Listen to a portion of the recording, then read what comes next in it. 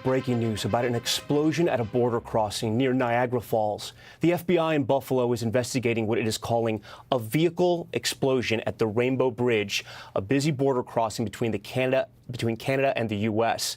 The situation is very fluid. Here's what we know according to our 4 senior law enforcement officials that were briefed on the matter.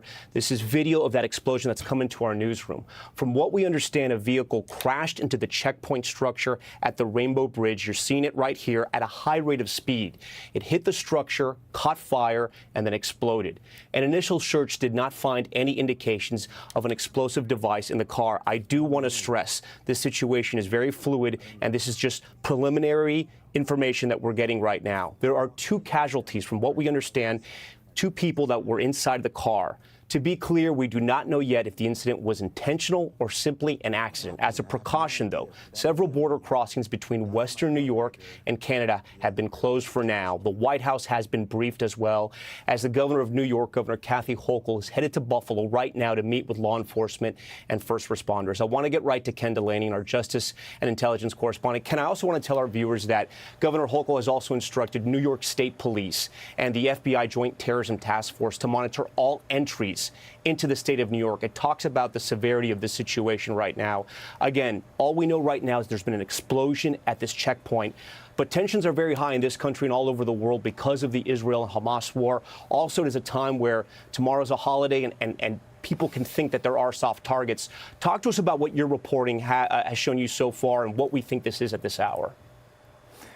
Good afternoon, Tom. I think you're right to caution viewers that this is a very fluid situation. The law enforcement officials I've been speaking to here in Washington say it's too soon to say much of anything about this. But as you mentioned, our colleagues Tom Winter and Jonathan Dietz have reported the important initial finding that there was no car bomb inside this vehicle. The vehicle approached from the Canada side to the U.S. border checkpoint at a high rate of speed, as you said, and caused a pretty large explosion, which is why there was a lot of speculation initially that there may have been a car bomb. But again, our reporting is that there was no evidence of a car bomb. What remains to be known is whether this was an intentional act or an accident of some sort, of medical emergency. All these kinds of scenarios are possible. What's been clear from the people I've been talking to is they're not ready to even use the word terrorism in connection with this incident. They just say there is no evidence to support that. Nonetheless, they are being vigilant and investigating. I was also told that in addition to the 2 casualties among the vehicle occupants, 1 Customs and Border Protection officer at the checkpoint suffered minor injuries, but that there were no other injuries among the government workers at that checkpoint. And we should talk about this checkpoint, right? It is a very busy checkpoint. At times, it's open 24/7. It connects Canada and the U.S., but there are multiple other locations, other bridges in this area that have now been shut down as well. And Ken, explain to our viewers, because lawmakers have brought up the issue about the safety of the border, our northern border with Canada, and if it indeed could be at times a soft target. Yeah, that's right, Tom, because there is concern that there are not enough resources, at least that's what you hear from critics in Congress, devoted to defending that portion of the border, given the crisis on the southern border and the surging of officers and resources to the south. In the north, there is concern that there's relatively fewer staffing and resources around those border checkpoints, and that, in fact, they could be potentially soft targets targeted from people coming in from Canada. And as you mentioned, we are at a state of heightened threat in this country. The FBI director and others have said that the threat from terrorism, principally lone wolf inspired attacks inside the United States, is as high as it's been in many, many years because of the tensions over the Israel-Hamas conflict. And so, yeah, the northern border is a flashpoint of concern, as are many other soft targets across the country. Ken, I want to put up the statement we have from the FBI in Buffalo that appears to be the lead agency right now, the lead field office that's taking care of this investigation. Here's what they posted on X. The FBI field office is investigating a vehicle explosion at the Rainbow Bridge, a border crossing between the U.S. and Canada in Niagara Falls. The FBI is coordinating with our local, state, and federal law enforcement partners in this investigation. As this situation is very fluid, that's all we can say at this time. And Ken, I want you to explain to our viewers that even though this may have been an accident, and I want to stress at this hour. We do not know what this is. But even if this was an accident and it is not terror related, the governor, the FBI, state police, they're not going to take any chances, right? They're going to send all their resources because of the timing right now and because the importance of this crossing. 100%, Tom, and because this is a national target, it's not just a state or a local matter, so the FBI swoops in right away. I think it is significant, though, that the Buffalo field office is taking the lead and making the statements on this, not FBI headquarters in Washington.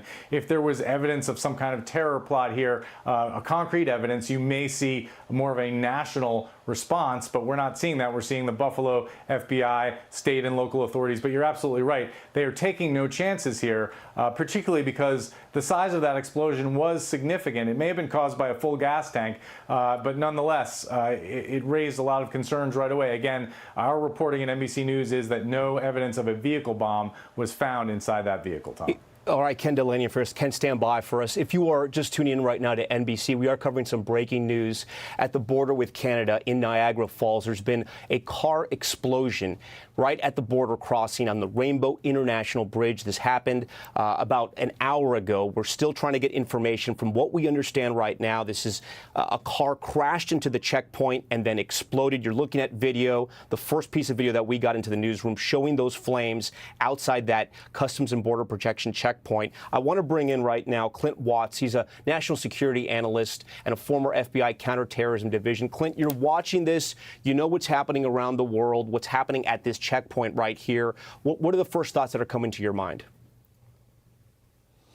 I think it's a balance between, is this a local accident or incident, just based on some individuals in a car that created this scenario, or is it tied to international or even a sort of domestic related terrorism incident? A few things to look for, which you were already discussing with Ken. If this were an international terrorism incident, we would be looking for things like a joint bulletin from DHS and maybe the FBI about potential attacks at a border incident, or we would be looking for some sort of relationship or a declaration by a terror group that they committed this attack. We're not seeing that at present. There also didn't seem to be an explosive device in the car or any sort of secondary device that we know of yet. And it seems like law enforcement is working through that, but there's no reason to believe that. It could be that this car just exploded due to the speed at which it was accelerating and gas caught fire in the engine.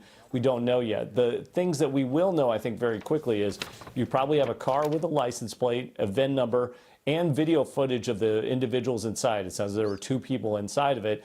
They'll maybe be able to identify those individuals and trace it out. The real concern is this tied to other international incidents? Is it part of a larger series of attacks potentially that happen on a holiday weekend? That's always what we look for. An example of this is the Millennium Plot dating back in 2000, where there was a terrorist who tried to go from Canada into the United States and was stopped at the border. So these are the considerations they'll be looking at. I think at this time we just don't have enough information to know which it is, a localized accident or really part of a broader sort of motivation around a terrorist incident. And Clint, while you're with us, I do want to stress our reporting right now is not that this is terrorism just yet. We're going to stay reporting this out. We're just reporting what we know and what we can confirm so far, and that there's been an explosion at this international crossing. I do want to ask you, though, because you mentioned the holidays. The holidays are a time sometimes, as you just brought up, when people seeking to do harm to America may want to strike for a variety of reasons, including sometimes the staffing is not up to par. There's going to be people gathering at parades and celebrations all across the state as well. And this is something, obviously, that people, if they wanted to do harm to America, they're monitoring, Clint. That's right. It is not unusual for an attacker, particularly with a terrorist motivation, ideological motivation, to pick a holiday time frame or a key date or key event. At the same point, we've seen attacks happen on holidays. You might remember back to, I believe it was 2020, the Christmas Day bombing in Nashville, which ultimately was tied to no ideological cause, but which a major incident of violence. At the same point, we do have the Israel-Hamas war going on. Hamas has called for global jihad, essentially international terrorist attacks in its support. We've not seen much response to that. There hasn't been any uptick in chatter that's visible from a grand scale, but it doesn't mean that one individual, what we would say mediated terrorist, wouldn't take up the cause and maybe try and execute an attack. And this could be that form. I think it's still way too early for us to know. As evidence comes in, we can start to move in which of these scenarios actually is playing out at the moment. And again, we're just going to report what we've confirmed so far. And with that, I want to get over to Kelly O'Donnell. She's traveling with President Biden. She joins us live right now. Kelly, I know there's not a whole lot of information out there, but I know you have some reporting you can share with our viewers. Well, Tom, I'm told by a senior official that the president is about to be briefed on this incident. Staff up until this point have been trying to gather the relevant information from federal and state officials and authorities who are investigating on the scene. And so the president will now be formally told what the federal government has at this point. This is typical. Of course, the president is on Nantucket for the holiday with his family, but he is always staffed for these kinds of circumstances, the unexpected, anything that could happen both domestically and around the world. The president also just got off the phone with the Emir of Qatar, talking to him about the deal for the hostages in the 40-plus day war between Israel and Hamas. So the president is balancing a number of things. That call now over, and the president will be getting this briefing shortly, I'm told. So from the White House perspective at this time, they, of course, are also telling us to be cautious to see what the facts bear out. But in terms of how this operates, of course, the Situation Room functions back at the White House 24/7, where initial information from all different kinds of entry points around the country can come in. The president has staff with him from the national security side, Homeland Security, and all of that who travel with him. He's got the secure communications here on Nantucket. And so the president has the ability to be briefed on all of this, and that is about to happen as the president is juggling various issues. The thing we've been watching so carefully over a period of days, that very tenuous deal that has now been reached and will play out over days about the release of hostages. And now this unexpected event, which so often is what you see that can change the course of events, the unexpected that brings up some of these critical issues. And yet we don't know where this is headed in terms of what kind of an incident it is, the accident or something else, as you've described. But for the White House, this is a fact-gathering moment, a chance to brief the president, and they are certainly encouraging us to be patient as they learn more. But it's certainly a serious situation. This Rainbow Bridge goes back to 1940, connecting Canada and the U.S. at a huge tourist location. And of course, anything dealing with the border right now is also considered of great concern. We've seen how the FBI director has talked about risks in the homeland. And so all of that has to be processed and factored in as they gather specifics and learn, most importantly, what can officials on the ground tell the federal government and the White House for the president to then get a sense of what he may or may not need to do about this specific incident. Tom? Kelly O'Donnell, stay with us. If you get any new reporting, we will check back with you. As we monitor what officials here in the U.S. are saying, Canada's Prime Minister, Justin Trudeau, just reacted to the incident. Let's listen in. Mr. Speaker, this is obviously a very serious situation in Niagara Falls. There was a vehicle explosion at the Rainbow Bridge crossing. I've been briefed by the NSIA and the Minister of Public Safety. CBSA, RCMP, and Transport Canada are all fully engaged in providing the necessary support. There are a lot of questions, and we are following up to try and get as many answers as rapidly as possible. We are in close contact with U.S. officials, and will continue to work closely with them. We will continue to be engaged. We will provide updates. Updates I can give right now is there are 4 border crossings that are right now closed: Rainbow Bridge, Whirlpool Bridge, Queenston Bridge, and Peace. Additional measures are being contemplated and activated at all border crossings across the country. We are taking this extraordinarily seriously, and Mr. Speaker, I will have to excuse myself now to go get further updates and work on this very serious situation. Thank you, Mr. Speaker. Justin Trudeau there. I also want to point out, as we hear from more and more officials, as we're learning more about what happened here, people are being very, very cautious in the way they describe this incident. And right now here at NBC, we're describing this just like you see on your screen there, the FBI investigating what appears to be a vehicle explosion at the U.S.-Canada border. With that, I want to now bring in our reporter here in New York, Kathy Park, who's been monitoring these developments and also has heard from eyewitnesses. Kathy, what can you tell us?